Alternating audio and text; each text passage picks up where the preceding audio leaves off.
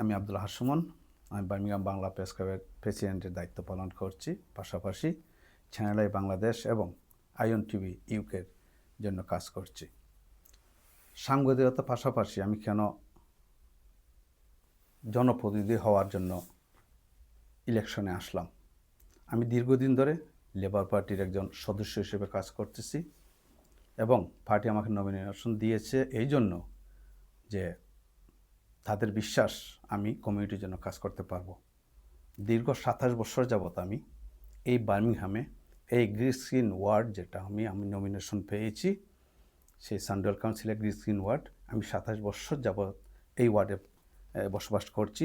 আমি জানি কী করতে হবে কমিউনিটির জন্য এবং আমার বিশ্বাস যদি আমি কাউন্সিলর নির্বাচিত হই আমি আরও বড় পরিসরে কমিউনিটির জন্য কাজ করতে পারবো। সো আমি আমার রেসিডেন্টস ভোটারদেরকে বলবো, প্লিজ আমাকে সাপোর্ট করুন। আমি কমিউনিটির পাশে থাকতে চাই, কমিউনিটির জন্য কাজ করতে চাই। ধন্যবাদ।